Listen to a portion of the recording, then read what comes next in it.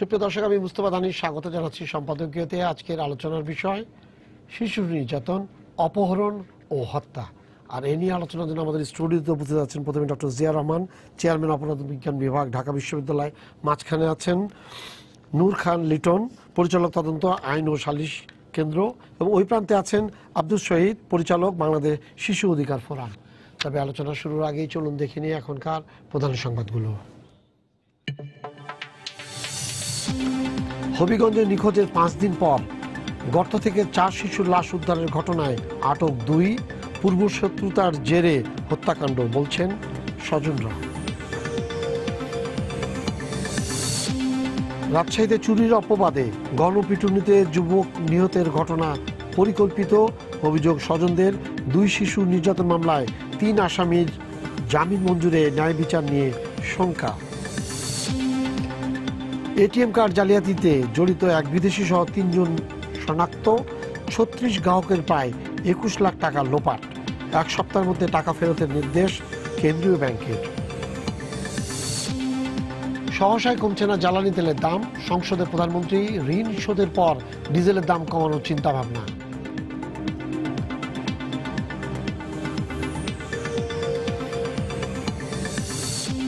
এবং যুদ্ধাপরাধী 195 পাকিস্তানি সেনার বিচারে ইসলামাবাদের উপর চাপ সৃষ্টির দাবি যুদ্ধাপরাধ গণবিচার আন্দোলনের। কেন্দ্রীয় শহীদ মিনারে সমাবেশ।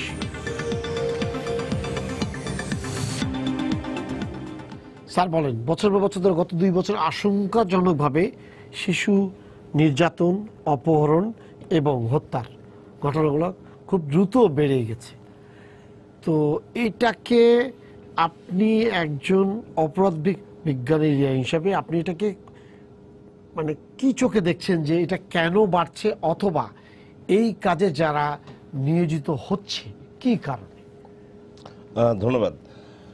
আসলে মানে একটা কথা প্রথমেই বলে নেই যে আসলে যেভাবে বলা হচ্ছে বিষয়টা কিন্তু একদমই সেরকম না যে আশঙ্কাজনকভাবে বেড়ে যাচ্ছে এবং হঠাৎ একটা নতুন একটা ফেনোমেনন, সেটা কিন্তু না। বাংলাদেশের ইতিহাসে আপনার দীর্ঘদিন এটা হিডেন ওয়েতে এই শিশুদের উপর নির্যাতন চালানো হতো।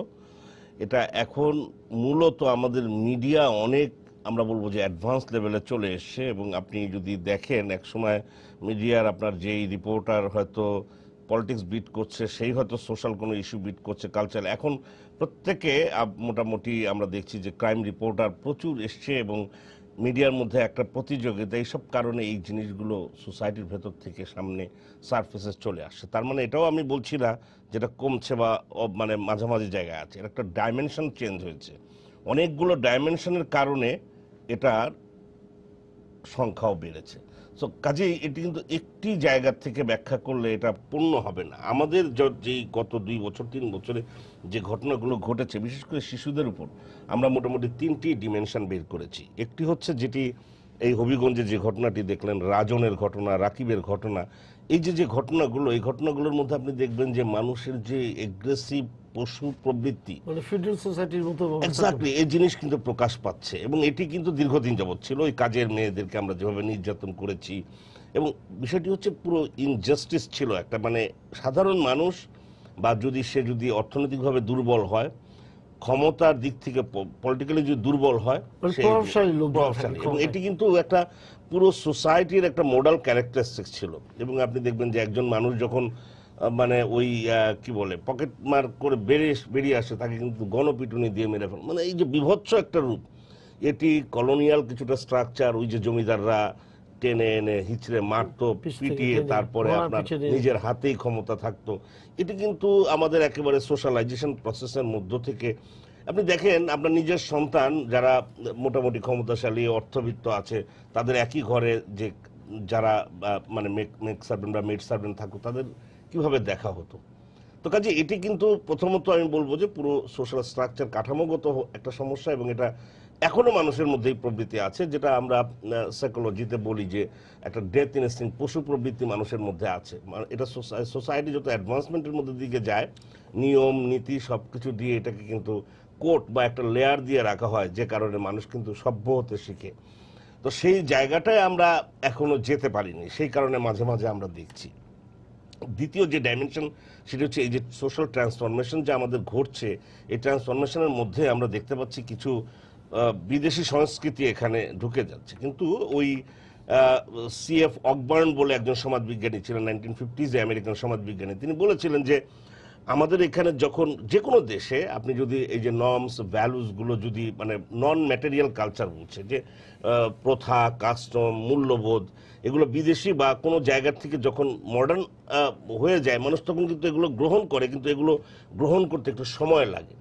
কিন্তু টেকনোলজিটা কিন্তু দ্রুত গ্রহণ করে, ফলে মোবাইল ফোন, ফেসবুক এগুলো যেমন গ্রহণ করছি, কিন্তু ওই সভ্যতার অনেক জিনিস যেমন টিভি সিরিয়ালের মাধ্যমে আমাদের এখানে আসছে, আকাশ সংস্কৃতির মধ্যে আসছে, এই সমস্ত হওয়ার কারণে বিদেশে অনেক সংস্কৃতি আমরা গ্রহণ করছি বিকৃতভাবে, এবং এটা আসলে আরেকটু সময় লাগবে। এবং এই কারণে আপনি দেখবেন যে বিবাহ বহির্ভূত সম্পর্ক কিংবা ড্রাগ এডিকশন এগুলোর কারণে মা ছেলেকে মেরে ফেলছে কিংবা বাবা ছেলেকে মেরে ফেলেছে, এবং আমরা কয়েকদিন আগে শুনলাম বা ছেলে বাবাকে মেরে ফেলছে। সো আলটিমেটলি ওই যে আমরা বলছি একটা ট্রান্সফরমেশনের ট্রানজিশনাল ফেসের মধ্যে আছি, এটা আসলে মানে আমরা ঠিক অনেকটা আমরা গ্রহণ করতে পারছি, একটা বদ হজমের মতো হচ্ছে জিনিসটা, এটার জন্য আমাদের সময় লাগবে। এবং আপনি দেখবেন ওই যে অনেকগুলো ঘটনা কিন্তু হয়েছে, আমি বলছি যে দেখেন এক্সট্রা ম্যারিটাল রিলেশনশিপ বাইরের আপনার হয়তো মানে যেই মানে এটা রিলেশনশিপ করা যাবে সে হয়তো সিরিয়াল দেখে মনে করছে, কিন্তু আবার এই সামাজিক অনুশাসন, বাংলাদেশের সামাজিক অনুশাসন এমন কোনো কারণে ছেলে বা মেয়ে জেনে ফেলছে বলে তাকে হত্যা করে ফেলা হচ্ছে। মহাপুরে এটা ঘটেছে, গতকালকে আমি দেখলাম ব্রাউনবাড়িয়ায় বাবা 2 মেয়েকে পানির মধ্যে ফেলে দিয়েছে, এই একমাত্র এই কারণ। এটা আরেকটি হচ্ছে ড্রাগের ভয়ঙ্কর অবস্থা, এটা একেবারে আনকনসিয়াস মাইন্ডে আপনি দেখবেন যে পিতা হয়তো কোনো কারণে টাকা নিতে পারছে না, বাসায় এসে ছেলেকে, ছোট বাচ্চা তাকে হয়তো মেরে ফেলছে টাকার জন্য বা হয়তো নানা কারণ। থার্ড যেটি ডাইমেনশন, যেটা আমরা এই যে হবিগঞ্জের যে ঘটনাটি দেখলাম কিংবা আবদুল্লার যে ঘটনাটা, এটি হচ্ছে আপনি দেখবেন আমাদের সমাজে যে একটু আগে বলেছি আপনাকে যে একটা পরিবর্তনের দিকে যাচ্ছে, এবং এই পরিবর্তনটা খুব পজিটিভ দিকে যাচ্ছে। আপনার যে সোশিও ইকোনমিক ইন্ডিকেটরগুলো সেগুলো কিন্তু আপনি দেখলেই আপনি বুঝবেন মানুষের আয় বেড়েছে, মানুষের লাইফস্টাইল চেঞ্জ হয়েছে। এখন হঠাৎ করে এই যে এই অ্যাব্রাপ্ট একটা চেঞ্জ হয়েছে, কিন্তু এই চেঞ্জের ফলে আপনি দেখবেন যে এই যে লাইফস্টাইল চেঞ্জ হওয়ার কারণে মানুষের মধ্যে সনাতনী নৈতিক মূল্যবোধটা কমে গেছে। মানুষ গ্রিডি হয়ে উঠছে, অত্যন্ত লোভী হয়ে উঠছে, তাড়াতাড়ি স্বপ্ন দেখছে উপরে চলে যাওয়ার জন্য, কিংবা যার জমি ছিল 1 খণ্ড জমি 5 লাখ টাকা, সেটার দাম হয়ে গেছে 5 কোটি টাকা। ফলে একেবারে ফ্যামিলির ভিতর থেকেই হয়তো ফিউড তৈরি হচ্ছে, এবং এই ফিউডের সাধারণ বলি হচ্ছে আপনার একেবারে সাধারণ শিশুরা, কারণ শিশুরা হচ্ছে সবচেয়ে সেন্সিটিভ, এবং সেখানে যদি আপনি জিম্মি করতে পারেন তাহলে মানে আপনি সহজেই আপনার হয়তো উদ্দেশ্যটা হাসিল করা যায়। লিটন ভাই, এরকমই একটি জায়গা থেকে উনি যে কথাগুলো বললেন, হ্যাঁ, সেই জায়গায় আপনার মতামতটা কি? আমার মতামত হচ্ছে আসলে জিয়া ভাই যেটা বললেন সেটার সাথে আর একটু যুক্ত করতে চাই। সেটা হচ্ছে যে সমাজে যে অসহিষ্ণুতার যে অবস্থাটা এসছে, অস্থিরতাটা যেটা আসছে, এবং এগুলো সব কিন্তু লিঙ্ক আপ হচ্ছে রাজনৈতিক অস্থিরতার সাথে। এবং সেইখানে যে জিনিসটা আমরা লক্ষ্য করছি, যদি আমরা এই ফেব্রুয়ারি মাসটাকে হিসাবে আনি, দেখব যে প্রায় 25 থেকে 27 জন, আজকের হিসাব হলে মনে হয় 30 হতে পারে, যে এরকম নির্যাতনে মারা গেছে বা তাদের লাশ উদ্ধার হয়েছে অথবা প্রচণ্ড নির্যাতনের শিকার হয়েছে। তো এটা যদি আমরা হিসাব করি জানুয়ারি মাসের সাথে বা তার পূর্ববর্তী মাসের সাথে, আমরা দেখব যে এটা ইনক্রিজ করছে। এখন প্রশ্ন হচ্ছে যে এইটা কেন ইনক্রিজ করছে, এবং এই যে শিশুদেরকে 2টা ঘটনা ঘটছে, একটা হচ্ছে শিশুদেরকে নির্যাতন করে মেরে ফেলতেছে এরকম কিছু ঘটনা, যেটা আমরা রাজনের বেলায় দেখলাম, যেটা আমরা খুলনায় ওই যে নজেল ঢুকিয়ে পাম্প করে মেরে ফেলার রাকিবের ব্যাপারটা দেখলাম, একেবারে বর্বর 2টো ঘটনা দেখলাম। এটার পাশাপাশি আরেকটি জিনিস সমাজে ব্যাপক আকারে একেবারে সংক্রামিত হয়েছে, সেটা হচ্ছে শিশুদেরকে অপহরণ করে চাঁদা দাবি করা হচ্ছে, চাঁদা পেয়ে অথবা না পেয়ে যেটাই হোক তাকে হত্যা করা হচ্ছে। অর্থাৎ মানে অপহরণ, মুক্তিপণ পাওয়ার আগেও দেখা গেছে যে শিশুদেরকে হত্যা করে ফেলতেছে তাদের স্বার্থে, অর্থাৎ তারা নিরাপদ থাকার, তারা যাতে ধরা না পড়ে সেজন্য। এবং এই শিশুরা কিন্তু অপহরিত হয় কোনো কোনো ক্ষেত্রে দেখা যায় যে পূর্বশত্রুতার জের ধরে, পাড়া প্রতিবেশীদের দ্বারা বা পরিচিত লোকজন দ্বারা, কখনো কখনো দেখা যায় নিকট বা দূরবর্তী আত্মীয়দের মাধ্যমে। এবং আমরা যদি কেরানীগঞ্জের বিষয়টা দেখি, সেখানেও আত্মীয়তার ব্যাপার, বাংলাদেশে অনেক ক্ষেত্রে আমরা এটা দেখব। আবার ফুসলিয়ে নিয়ে অন্য জেলায় যে নিয়ে যায় সেটাও পরিচিত জনরা নিয়ে যেয়ে টাকাটা দাবি করে। এবং এক্ষেত্রে শিশুদের অধিকাংশ ক্ষেত্রে দেখা গেছে আগে যেটা হতো স্কুল থেকে বা বের হওয়ার পরে রাস্তা থেকে নিত, সেটা না, এখন মানে পরিচিত জন ঘরের থেকেও নিয়ে যাচ্ছে, বাজার থেকে নিয়ে যাচ্ছে, রাস্তা থেকে, সর্বক্ষেত্রে এটা হচ্ছে। এবং এইটির পরে শিশুকে যেখানে রাখা হচ্ছে সেটাও দেখা যায় যে তাদেরই পরিচিত জায়গায়। এবং ফাইনালি যেটা হয়, আগে দেখা যেত মুক্তিপণ পেয়ে শিশু বাড়ি ফিরত, এখন কিন্তু দেখা যায় অধিকাংশ ক্ষেত্রে মুক্তিপণের পর আর বাড়ি ফেরে না, তাদেরকে হত্যা করা হয়। কারণ হচ্ছে শিশু তাদেরকে চেনে, অথবা শিশু অনুমান নির্ভর হোক আর যেভাবেই হোক শিশু তাদেরকে চিহ্নিত করতে পারে, এই সন্দেহে কিন্তু হত্যাকাণ্ডগুলি সংঘটিত হচ্ছে। এখন প্রশ্ন হচ্ছে এটা প্রতিদিন বেড়ে যাচ্ছে কেন? বেড়ে যাওয়ার পিছনে একটি বড় কারণ হচ্ছে যে ওই যে বিচারহীনতার যে সংস্কৃতি, আসলে এটা তো সর্বক্ষেত্রে বিরাজ। এটা শুধুমাত্র পলিটিক্যাল মার্ডারের ক্ষেত্রে না, শুধুমাত্র বিরোধী দলের ক্ষেত্রে না, এটা সর্বত্রই বিরাজিত। অর্থাৎ যে কোনো অপরাধ করে এই সমাজে পার পেয়ে যাওয়ার যে একটা সংস্কৃতি, যে সুযোগ আছে, সেটি এই ঘটনাকে বাড়িয়ে দিচ্ছে। আর সমাজে তো অস্থিরতা আছে, অসহিষ্ণুতা আছে। তারপরে যেটা বললেন স্যার, সেটাও সত্য যে সমাজ তো একটা পরিবর্তনের জায়গায় যাচ্ছে, আকাশ সংস্কৃতির যে জায়গাটা আছে, তারপর ধরেন আমাদের এই যে বিশ্বায়নের যে প্রভাব আমাদের গ্লোবালি যেটা পড়েছে, সেটা একটা কারণ। আর সবচেয়ে বড় যে কারণটা সেটা হচ্ছে যে নৈতিকতার অবক্ষয় হয়েছে। একটা মানুষের আগে এরকম আকাঙ্ক্ষা আমি দেখিনি যে আমাকে বড় হতে হবে অর্থ দিয়ে। আগে একটা সামাজিক চিন্তা ছিল, অনেকে অর্থ উপার্জন করেছেন, সমাজে আবার সেটা বিতরণও করেছেন। কেউ স্কুল দিয়েছেন, কেউ মাদ্রাসা, কেউ মসজিদ, কেউ টিউবওয়েল, কেউ আপনার পুকুর, কেউ স্কুলের ছাত্রদের পড়িয়েছেন। এখন দেখবেন এই ট্রেনটা নাই, এখন হচ্ছে আমি লুটবো, আমি খাবো, আমার সন্তান, এর বাইরে আমি সব আমার। এই জায়গার থেকে সহজে টাকা কামাইয়ের একটা পন্থা হিসাবে শিশু অপহরণটা আমি ইদানিং লক্ষ্য করছি। আর সামাজিকভাবে এইটাকে এখন পর্যন্ত আমরা ওই জায়গাটায় নিতে পারিনি যে সামাজিক একটা প্রতিরোধ গড়ে তোলায় শিশু অপহরণকারীদের বিরুদ্ধে বা যারা এই ধরনের কাজ করছে। পাশাপাশি আইন শৃঙ্খলা রক্ষাকারী বাহিনীর একটা ব্যাপার আছে, তারা এই অপহরণকারীদের যে ধারায়, যে আইনে মামলাটি করা দরকার, অধিকাংশ ক্ষেত্রে আমরা দেখছি সেখানে দুর্বলতা থেকে যাচ্ছে। এটার পিছনে দুর্নীতি একটা বড় কারণ, এটার পিছনে রাজনৈতিক ক্ষমতা একটা বড় কারণ, এটার পিছনে দৃষ্টিভঙ্গির একটা বড় কারণ। এইসব কারণের আসলে এই বিচারহীনতার সংস্কৃতিটা বহমান থাকছে এবং এই জিনিস থেকে আমরা বেরিয়ে আসতে পারছি না।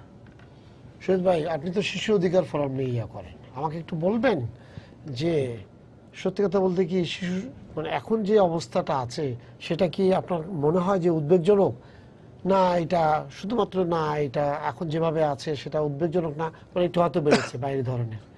নিঃসন্দেহে বর্তমানে যে অবস্থাটা বিরাজ করছে এটা উদ্বেগজনক, এবং এটা একটা খুব ভালো একটা সংকেত দেয় না, অত্যন্ত খারাপ সংকেত দেয়।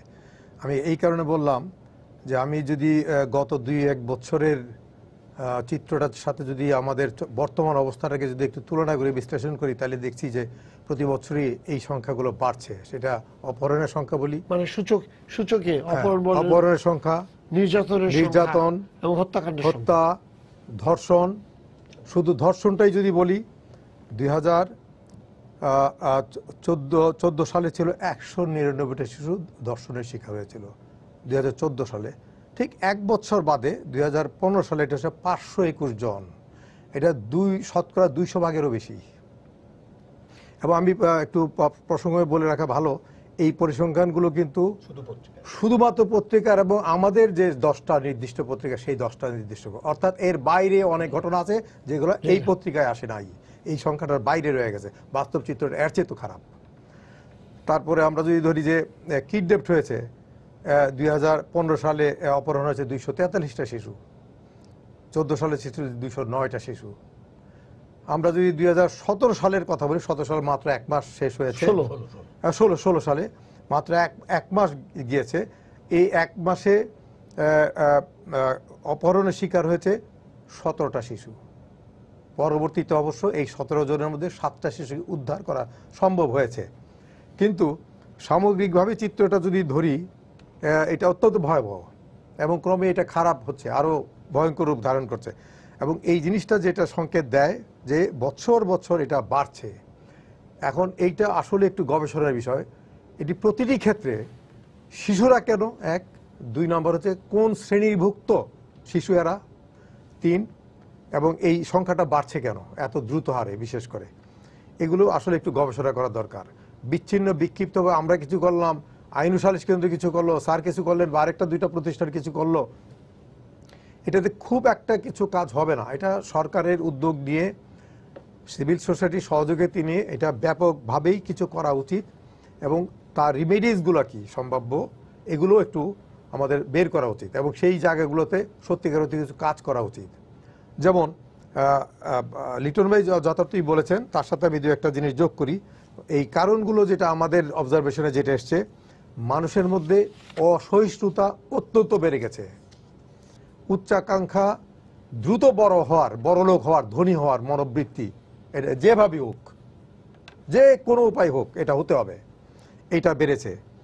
এবং এক ধরনের অসুস্থ প্রতিযোগিতা সৃষ্টি হয়েছে তাদের মধ্যে, একজনের সাথে আরেকজনের, মানুষের মধ্যে মানুষের।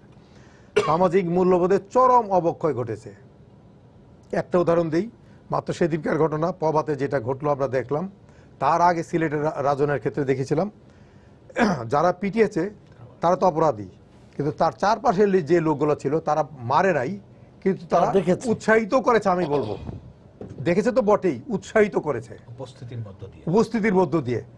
কারণ মেরেছে 5 জন লোক, উপস্থিত ছিল 100 জন লোক। 100 জনের মধ্যে একজনও কি বাধা দিতে পারতো না? 100 জন তো নিশ্চয়ই বাধা দিতে পারতো, বাধা তারা দেয় নাই। এবং এই জিনিসগুলো হচ্ছে কি মানুষের মধ্যে এক ধরনের অসুস্থতা বিরাজ করছে, এবং এটা সামাজিক মূল্যবোধের চরম অবক্ষয়। এবং এই জিনিসগুলো আমরা না চাইলেও, আমরা কেউ চাই না, কিন্তু এগুলো আরো ঘটবে, আমি আশঙ্কা করি এগুলো সামনে আরো ঘটবে। পারিবারিক দ্বন্দ্ব এটা একটা অন্যতম প্রধান কারণ এখন যেটা দেখা যাচ্ছে শিশু অপহরণের ক্ষেত্রে। পারিবারিক একই পরিবারভুক্ত লোকজন তারা বিভিন্ন সম্পত্তি নিয়ে হোক, অন্য কোনো মনোমালিন্যের কারণে হোক, তারা সহজ লক্ষ্যে পরিণত করে শিশুদেরকে। কারণ এই শিশুরা হচ্ছে যেই পরিবারের শিশু, সেই পরিবারের কাছে অত্যন্ত প্রিয়, এটাই স্বাভাবিক। এবং এই শিশুটি যদি অপহৃত হয়, আর তার বাবা মা যত দরিদ্রই হোক, তার সর্বস্ব বিক্রি করে হলেও সে চাইবে তার সন্তানটিকে জীবিত উদ্ধার করে নিয়ে আসা। এবং সেই সব ক্ষেত্রে তাই হয়, কিন্তু তারা হয় অর্থ দিতে পারে না বলে মৃত্যুর বরণ করে তার সন্তানটি, অথবা অর্থ দেওয়ার পরেও তাকে জীবিত ফেরত পায় না, আবার কখনো মৃত লাশটাও পায় না। এই যে এই প্রবণতাগুলো, এগুলা 20 বছর আগে চিন্তা করেন এগুলো তেমন ছিল না। শিশু অপহরণ আগেও ছিল, কিন্তু এই ধরনের ভয়াবহ বিভৎসতা আগে 20 বছর আগে, 15 বছর আগে এতটা ছিল না। স্যার আগে এটার সাথে আমি যেটা করতে চাই সেটা হলো যে, তার মানে উনি বলছেন দেখেন এমন জায়গায় করেছে যেখানে যে তার বাবা মা, তার যা আছে, সবচেয়ে গরিব লোকটাও টাকা, হ্যাঁ, যেভাবেই পারুক। তার মানে কি, আমি যদি এইভাবে বলি যে তাদের মানে যারা এই অপরাধগুলো করছে তারা আমাদের থেকে বেশি গবেষণা করে ওয়ে আউটটা বের করছে।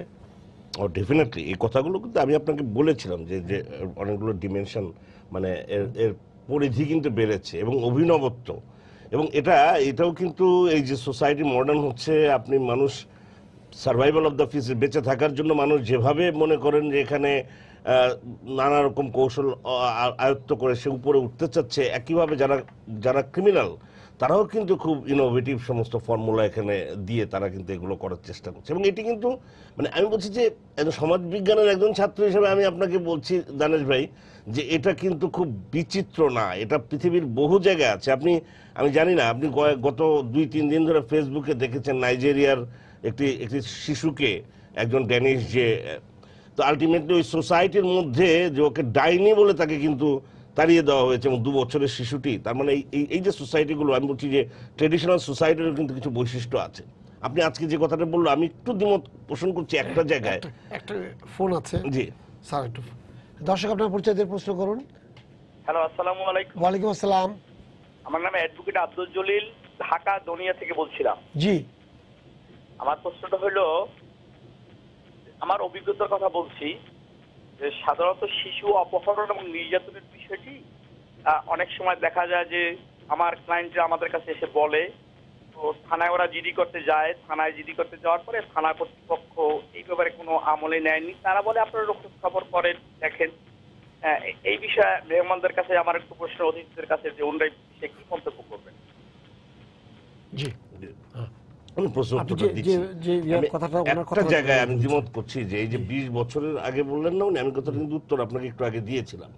20 বছর আগে এরকম পত্রিকাও এগুলো নিয়ে গবেষণা করেনি, রাইট বেসড অর্গানাইজেশনও এরকম ছিল না, আমরাও এখানে বসে বসে টক শো করিনি, কিন্তু আমাদের জীবদ্দশায় আমরা দেখেছি কাজের মেয়েদের কি নির্যাতনটা করা হয়েছে, যারা ওই ইয়াতে ওটা ভয়ঙ্কর। এবং আমি এখনো আপনাকে হলফ করে বলছি, এই রাস্তায় আপনি বার হন, একজন মোবাইল চুরি করেছে, খালি দেখুন, তাকে ধরতে পারলে সব মানুষ তাকে কি পিটিয়ে মেরে না ফেলে কোথায় যাবে আপনি দেখেন, কোনো মানুষ এটাকে দ্বিমত করবে না। অর্থাৎ আমি বলছি যে পুরো সোসাইটির মধ্যে এরকম ট্রেডিশনাল মাইন্ডসেট একটা আছে যেখানে সাধারণ মানুষ ভিকটিম, মানে একেবারে সাধারণ মানুষ। এখন অপহরণটা হচ্ছে ডিফারেন্ট ডিমেনশন। আমি বলছি যে একটা হচ্ছে আপনি যে চুরির কারণে রাজনকে, রাকিবকে যেভাবে, মানে এই যে আমাদের মধ্যে যে একটা দীর্ঘদিন এই জিনিসই রয়ে গেছে, এবং তার সাথে ডেফিনেটলি এই যে বিচারহীনতার সংস্কৃতি, এবং যে কথাটি এই ভদ্রলোক টেলিফোন করেছেন, যে দেখবেন যে এই ঘটনাগুলো যারাই ঘটাচ্ছে তারা কিন্তু ক্ষমতাশালী, ইদার তাদের অর্থনৈতিকভাবে, ওই যে আব্দুল্লাহকে মেরেছে, আপনি দেখেন কি বিশাল বাড়ি,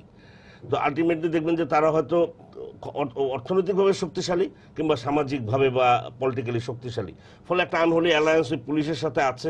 এবং আমরা একাধিকবার বলেছি, ওপেন বলেছি, বলার কোনো সমস্যা নেই যে এই যে আমাদের পুলিশের যে লোয়ার লেভেল বা থানা লেভেলে এসআই, ওসি এবং এই লেভেলের যে নানা কারণে যে ঋণ জমা হয়েছে আমাদের, সেখানে আসলে কোনো জাস্টিস সিস্টেম কোনো কাজই করে না।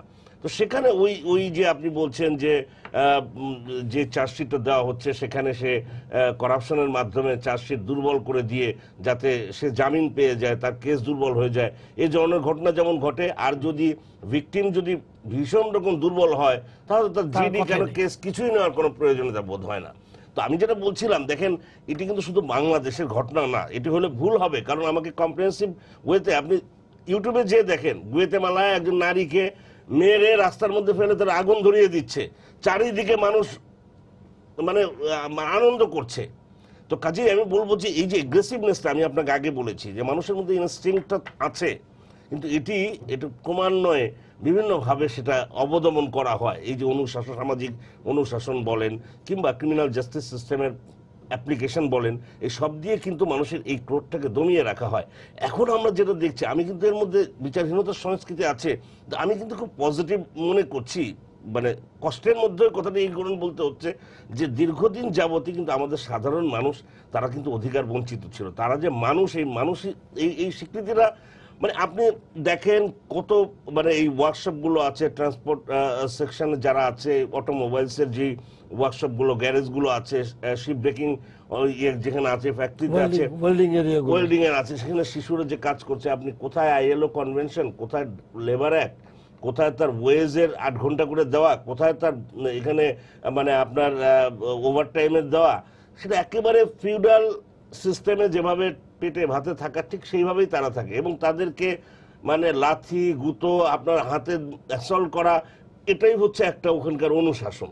তো এই যে আমি বলছি যে পুরো জিনিসটা চেঞ্জ হওয়ার কিন্তু এত ইজি না, আমি বলছি এত সহজ না, কিন্তু আমি এই জন্য আশাবাদী। দেখেন এর মধ্য থেকে এই যে একটা জনমত তৈরি হচ্ছে, এই যে আমরা কথা বলছি, এই যে আমি মিডিয়ার কথা বলছি, আপনি রাজন এবং রাকিব কিন্তু, এবং পরিমল, কিংবা এই যে আপনি কি বলে এটাকে, আমাদের এই যে ছাত্রলীগের ছেলে পেলে, যে একটা ছেলে পুরন ঢাকায়, একটা ছেলেকে বিশ্বজিৎ, আপনি দেখেন এগুলো কিন্তু তারপর কাজ হচ্ছে। তো আমি যেটা বলবো যে পপুলার কথাগুলো আমাদের অ্যাভয়েড করা উচিত। পপুলার কথাটা এই জন্য অ্যাভয়েড করা উচিত, আমি মনে করি যে এর মধ্যে কিছু মনস্তাত্ত্বিক, কিছু ঐতিহাসিক, কিছু রাজনৈতিক কারণ কিন্তু এর মধ্যে নিহিত আছে, এবং এই কারণগুলো আপনি চাইলেই রাতারাতি, এই যে আমি বলছি এখন যে এটা হঠাৎ করে ভয়ঙ্কর রকম বেড়ে গেছে, আমাদের স্ট্যাটিস্টিক্স কি 20 বছর আগে স্ট্যাটিস্টিক্স ছিল কোথাও? আপনি আমার বলেন, আমি তো কোথাও দেখিনি যে কোনো স্ট্যাটিস্টিক্স ছিল। এখন এই স্ট্যাটিস্টিক্সগুলো কতদিন ধরে করা হচ্ছে?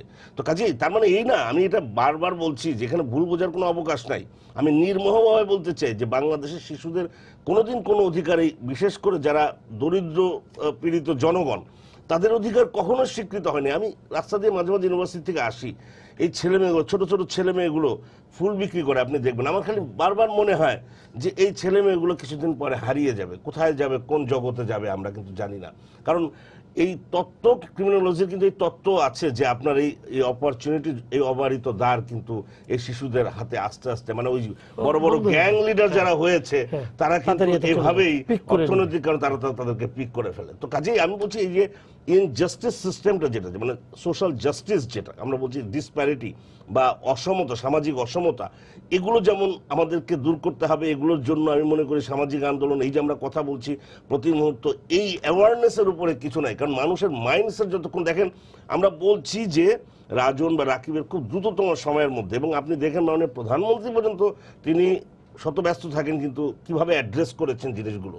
দুর্ভাগ্য যে আমাদের প্রধানমন্ত্রী সব কথা বলতে হয়, মানে ইনস্টিটিউশন কাজ করে না। কিন্তু আমি বলছি যে এই যে রেগুলেটরি এজেন্সিসগুলো আছে তারা কি একবারও মনে করে যে শিশুদের অধিকারগুলো সংরক্ষিত হচ্ছে কিনা? ফ্যাক্টরি অ্যাক্ট আছে, ফ্যাক্টরি ইন্সপেক্টরের অফিস আছে, তারা কি কোনোদিন এখানে এসেছে? আমি বলছি যে প্রত্যেকটা জিনিসকে আমাদেরকে অ্যাড্রেস করতে হবে। এবং শুধুমাত্র আমি বললাম যে এটা হঠাৎ করে এখানে বেড়ে গেছে, that is not the Real, মানে আমি বলবো পিকচার। মানে এটার পেছনে অনেক কারণ আছে, এবং এটা আমি আপনাকে হলফ করে বলতে পারি যে আমরা রাইট ট্র্যাকে আছি। 1920s আমেরিকান সোসাইটি ট্রানজিশনের সময় যে ইউনিভার্সিটি অফ শিকাগো, সেখানে শিকাগো স্কুল তৈরি হয়েছিল, যেখানে ডিলিনকুয়েন্সি, আপনার অ্যালকোহলিজম, ড্রাগ অ্যাডিকশন, প্রস্টিটিউশন ভয়ঙ্কর আকার বেড়ে গেছিল। এবং তারপরে তারা সেখানে রিসার্চ করেছে, ওই কথাটি যে উনি বলেছেন আমি 100% একমত যে আমরা কতটুকু রিসার্চ করি, গবেষণা করি। মসুদের আগে চীনেও তাই ছিল, এক্স্যাক্টলি। এবং এটি কিন্তু ধারা, মানে এই সিস্টেমটা যদি আপনি এটা যদি অ্যাড্রেস না করেন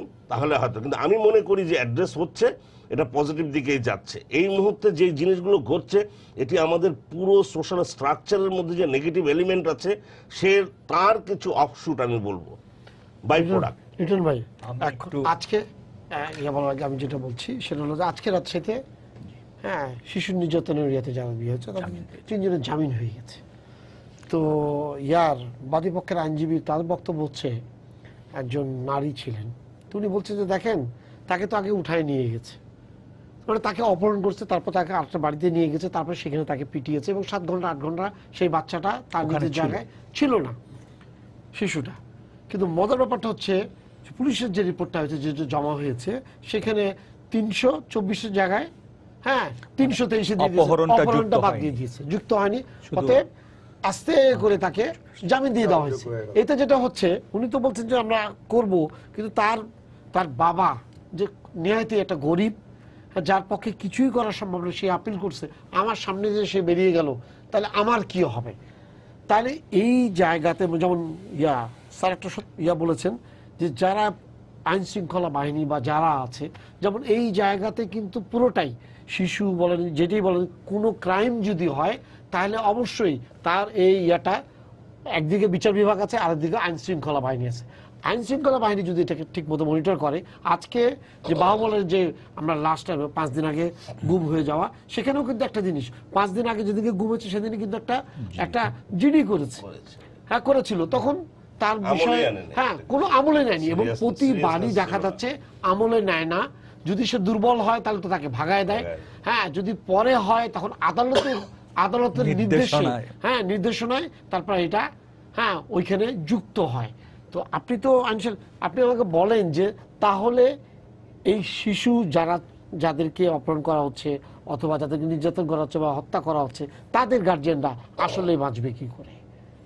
প্রথম হচ্ছে দেখেন, এই অপরাধ প্রক্রিয়াটাকে উদ্ঘাটন বলেন বা এটাকে বিচারের দ্বারস্থর কথা বলেন, এখানে পুলিশের ভূমিকাটা হচ্ছে খুবই গুরুত্বপূর্ণ।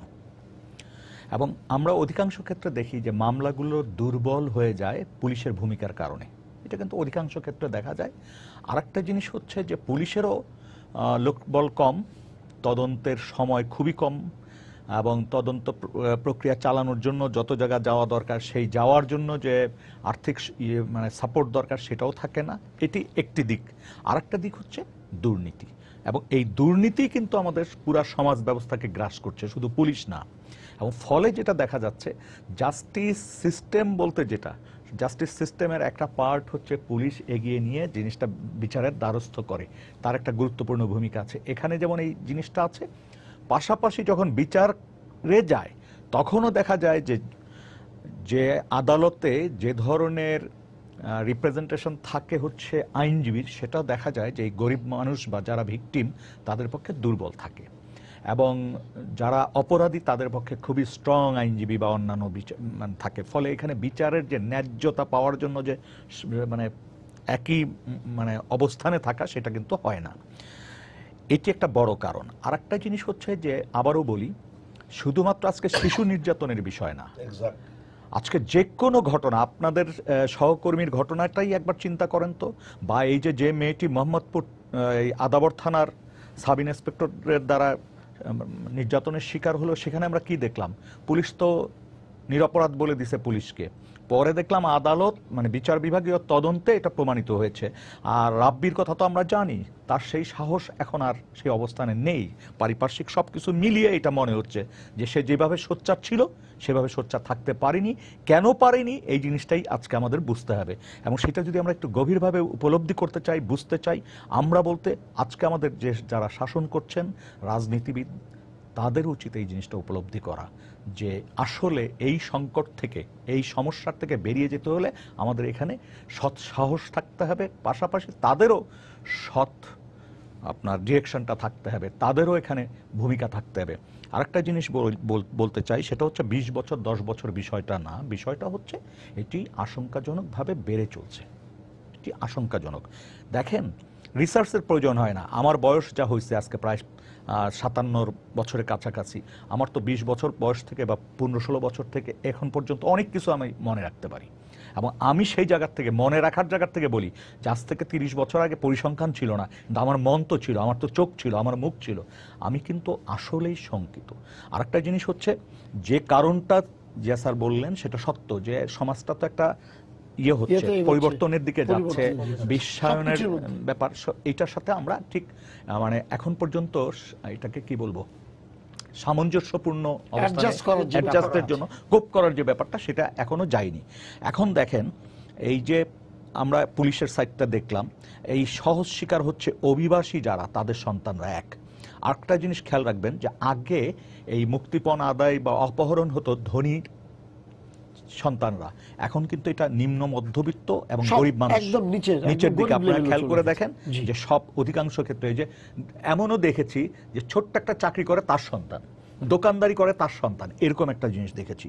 আর একটা জিনিস হচ্ছে, দেখেন, গৃহকর্মী যারা, আপনি আমাকে বলতে পারেন যে গত 10 বছরে, আপনার তো এটার কোনো কিছু লাগবে না, 10 বছরে একটি বিচার সম্পন্ন হয়েছে, বা একটি বিচারের সংস্কৃতিটাই নাই লিটন ভাই, তার মানে সংস্কৃতিটাই নাই। আপনি এইটা, আমি কিন্তু সরি, আমাকে কেউ মনে করেন না যে আমি কোনো আমল দিয়ে আমলের সাথে তুলনা করতেছি, সরি, আমি কাউকে খুশিও করতে পারবো না, কাউকে বেজারও করতে পারবো না। আমি যেটা দেখেছি সেটি হচ্ছে দিনকে দিন অবস্থা খারাপের দিকে যাচ্ছে। এখান থেকে বেরিয়ে আসার জন্য না আছে সামাজিক উদ্যোগ, না আছে রাজনৈতিক উদ্যোগ, এক ধরনের নীতিহীন অবস্থানে আমরা সবাই বাস করছি, এবং সবাই কোনো এক ব্যক্তিকে খুশি করার জন্য ব্যস্ত হয়ে পড়েছি। এবং এই যে সেন্ট্রালাইজড যে অবস্থা, একেবারে কেন্দ্রীভূত হয়ে যাচ্ছে ক্ষমতার সবকিছু, এটাই আমাদেরকে ধ্বংস করবে।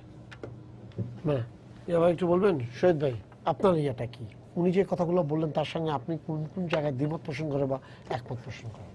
ধন্যবাদ। লিটন ভাই যে কথাগুলো বললেন, এগুলো সবগুলোই সর্বাঙ্গীন সত্য, আমি একমত পোষণ করি। তার সাথে আমি যোগ করব শুধু যেগুলো দু একটি বিষয়, যেমন এই অবস্থা থেকে পরিত্রাণ দ্রুত যদি আমরা পেতে চাই, আমরা নিশ্চয়ই সবাই সেটাই চাই। আমি বিশ্বাস করি সরকারে যারা আছেন তারাও চান, আমাদের চাইতে তারাই বেশি চান, কারণ দায়ভার তাদেরটাই বেশি। সেক্ষেত্রে আমাদের দিক থেকে আমরা মনে করি কয়েকটি সুপারিশ কিছু আছে, খুব স্বল্প সময়ের মধ্যেই কার্যকর করা সম্ভব, কিছুটা একটু সময় হয়তো লাগবে, কিন্তু পদক্ষেপটা এখনই নেওয়া দরকার। যেমন শিশু নির্যাতনের, বিশেষ করে হত্যা, অপহরণ, ধর্ষণ, বিশেষ করে এই তিন ক্যাটাগরির যে চাইল্ড অ্যাবিউজের ঘটনা, এর প্রতিটি ঘটনার দ্রুত আইনে বিচার করা উচিত। দ্বিতীয় যেটা, সেটা হচ্ছে ভিকটিম যদি খুব নিম্ন অথবা নিম্ন মধ্যবিত্ত অথবা দরিদ্র শ্রেণীভুক্ত হয় অথবা নিরক্ষর হয়, তারা সাধারণত আইনের এত কিছু বোঝেও না, আইনের আশ্রয় তারা নিতে চায় না বিভিন্ন কারণে, সেক্ষেত্রে তারা মামলায় যায় না। পুলিশকে বাদী হয়ে সেক্ষেত্রে এগিয়ে এসে মামলাটা করা উচিত, তা নাহলে মামলা না করলে কোনো কিছুই হবে না। আর আরেকটা যেটা, সেটা হচ্ছে মামলা করার পরে দেখা যায় যে ভিকটিম যদি দরিদ্র শ্রেণীভুক্ত, দুর্বল শ্রেণীভুক্ত হয়, তার পরিবার এমনকি যারা সাক্ষী দেয় তারা নিরাপত্তাহীনতায় ভোগে। এই তাদের নিরাপত্তার বিধান করা বা সুরক্ষা দেওয়া পুলিশের তখন দায়িত্ব, এবং এইটি তাদেরকে নিয়মিতভাবে করতে হবে।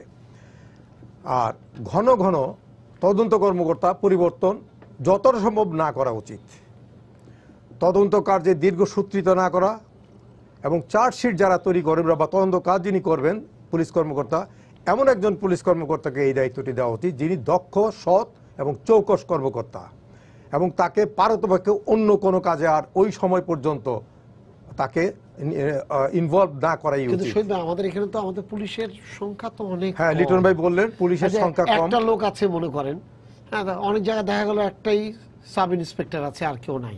তো উনি কোন দিকে দৌড়াবেন? প্রোটোকলে দৌড়াবেন, এটি একটি বাস্তব হ্যাঁ, আইন সমস্যা। শৃঙ্খলার ব্যাপারে দৌড়াবেন, শিশুর পিছনে দৌড়াবেন, নারীর পিছনে দৌড়াবেন, হ্যাঁ না, চেয়ারম্যান মারামারি করছে তার পিছনে দৌড়াবেন।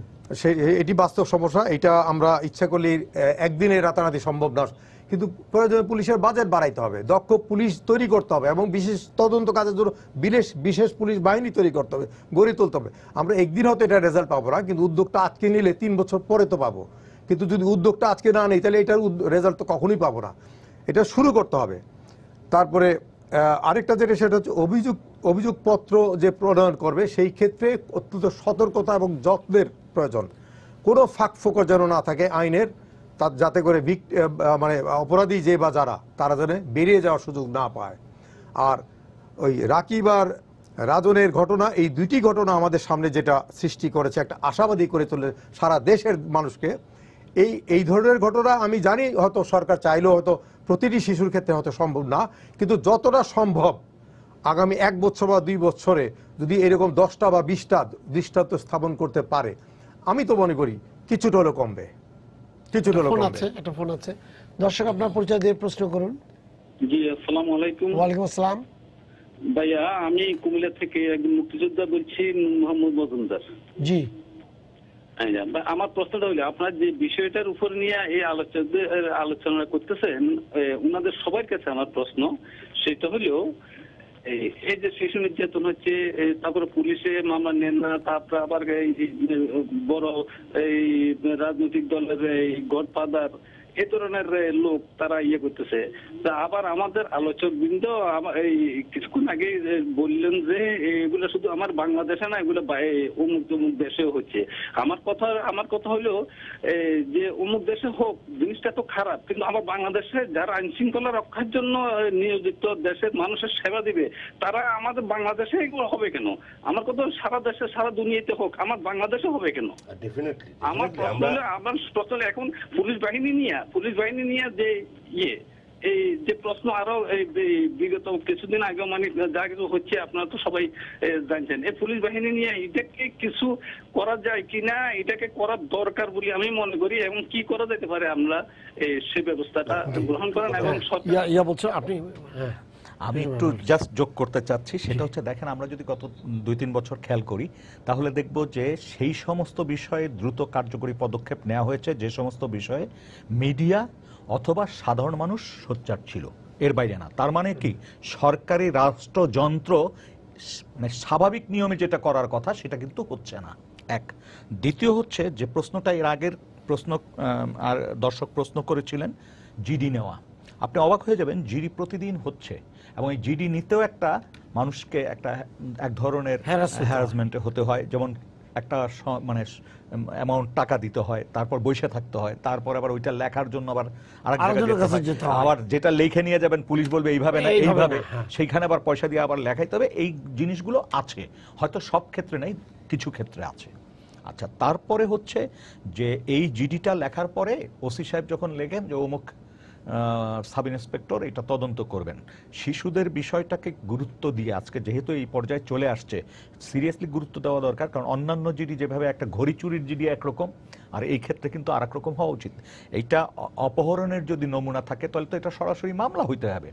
আর জিডি হয়, আমি খুঁজে পাচ্ছি না, আমি জানি না অপহরণ হয়েছে কি হয়নি, তখন এবং তাৎক্ষণিকভাবে যদি কার্যকর পদক্ষেপ নেয় তাহলে কিন্তু অনেক, আজকে তো দেখেন কথায় কথায় আমরা তো বলি প্রযুক্তির সহায়তা নেয় পুলিশ বিভিন্নভাবে, অনেক দ্রুত যদি শিশুদের বিষয়টা একটু দেখতো এবং একটা সেন্ট্রাল মনিটরিং ব্যবস্থা যদি করতো শিশু এবং নারীর ক্ষেত্রে, তাহলে দেখা যেত যে আমাদের পুলিশের যে স্বল্প সংখ্যক থাকার পরও তাদের যে দক্ষতার যে মানে তারা পৌঁছেছে, তারা কিন্তু সামান্য টেকনোলজিক্যাল সাপোর্ট পেলে অনেক ভালো কাজ করতে পারে। এই ব্যাপারে আমার সন্দেহ নাই, শুধু যদি তারা দুর্নীতিটা নিজেরা একটু নিয়ন্ত্রণে রাখতে পারত। স্যার এখানে একটা জিনিস হলো, বাহুবলের কথা বলি, জিডি কিন্তু যেদিন নেওয়া হয়েছে সেদিনই হয়েছে।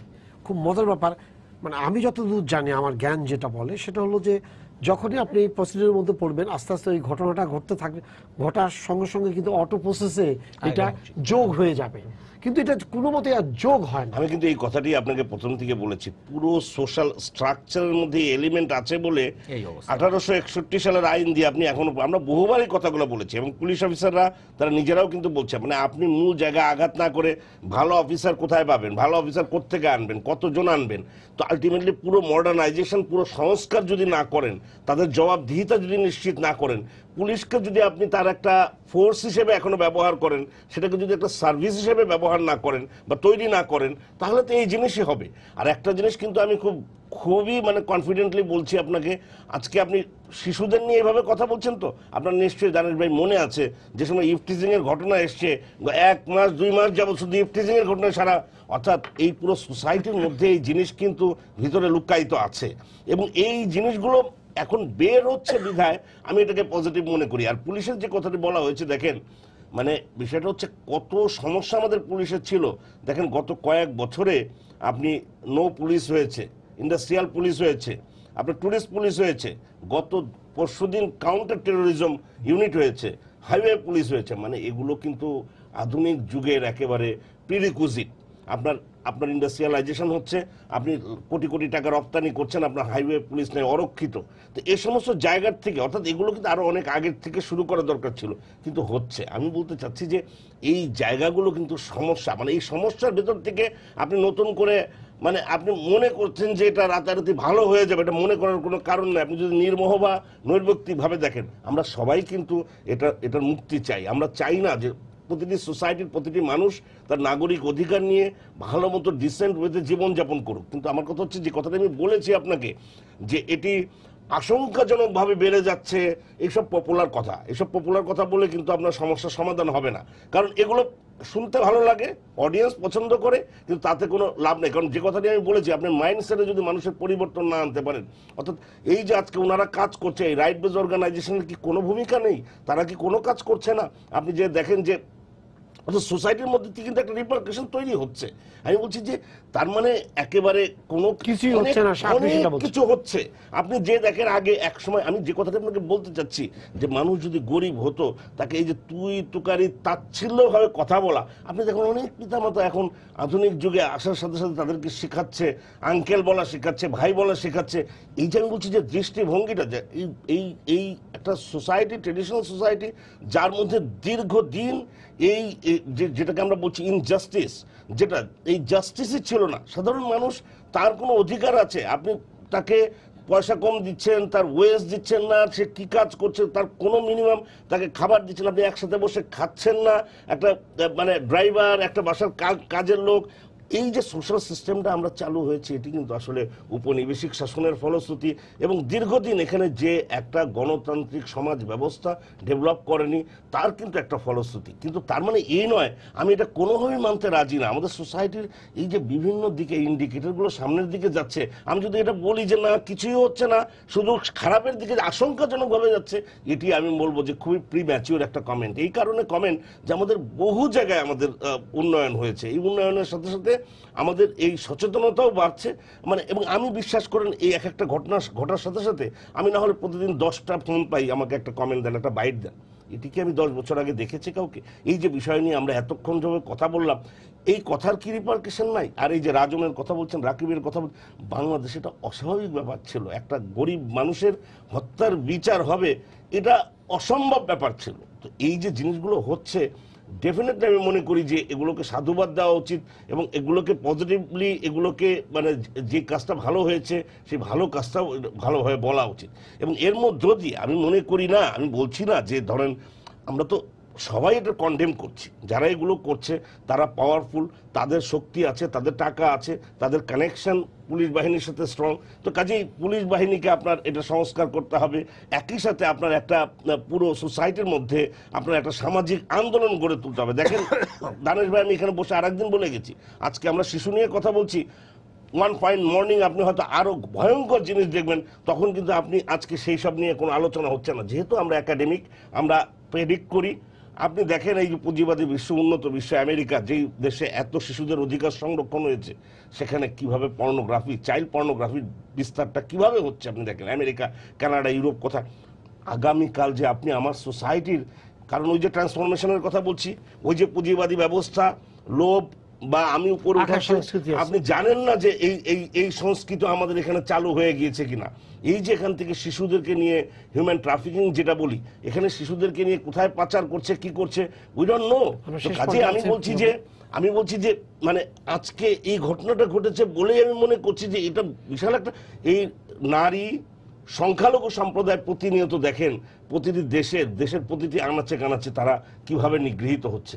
অর্থাৎ যাদের ভালনারেবল গ্রুপ, যাদের শক্তি নাই, সামর্থ্য নাই, ক্ষমতা নাই, এরা সবাই কোনো না কোনো ভাবে বাংলাদেশের ভিকটিম। শেষ মিনিটে আসলে ওই যে কথাটা বলছেন জিয়া ভাই, সেটি আমি সেই জায়গা থেকে শুরু করি যে ভালনারেবল গ্রুপ। আসলে এখন ভালনারেবল গ্রুপ যদি হিসাব করেন তা আমি আপনি সবাই হয়ে গেছি। আর এইটার পিছনে মূল কারণটি যেটি হয়েছে সেটি হচ্ছে রাজনৈতিক সদিচ্ছার অভাব, নীতিহীন রাজনৈতিক চর্চা, এবং সেটা এমন একটা জায়গায় নিয়ে আজকে আমাদের পৌঁছিয়ে দিয়েছে যে এখান থেকে দেখেন পুলিশের উপর আমরা এক নাগারে শুধু বলে যাচ্ছি, কিন্তু এই পুলিশকে কাদের পরিচালনা করার কথা? তাহলে তাদের সেই জায়গা দুর্বলতাটা কোথায়? কেন যোগ্য পুলিশ অফিসার যারা আছেন বিভিন্ন সময়ে বিভিন্ন আমলে রাজনৈতিকভাবে ক্ষতিগ্রস্ত হন? যোগ্য অফিসারদেরকে কোণঠাসা করে দেওয়া হয়, এটা শুধু এই আমল না, সব আমলে আমরা দেখেছি। কই এখানে তো প্রফেশনালিজমের যে ইয়েটা সেটা তো হয়নি। আর আমি আবারও বলি, আমরা আশঙ্কিত এই কারণে যে এই অবস্থাটা কিন্তু আমরা জাস্ট আগের দিন যা দেখেছি সেটি দেখিনি, আজকে নতুন করে দেখছি বলে আজকে টিভিতে এসেছি, এই কথা নিয়ে আলোচনা করছি। যখন কিনা 4 জনের লাশ পাওয়া যায়, যখন গুমের সংখ্যা বাচ্চাদের ক্রমান্বয়ে বাড়ছে, যখন দেখি যে একটা নিকট আত্মীয়র বাড়িতে তার লাশ পাওয়া যাচ্ছে, এবং যখন দেখি যে এই যে মুক্তিপণের দাবিতে শিশুদেরকে সহজভাবে টার্গেট করা হচ্ছে, এই সময় তো আমাদের এই কথাগুলো আসছে।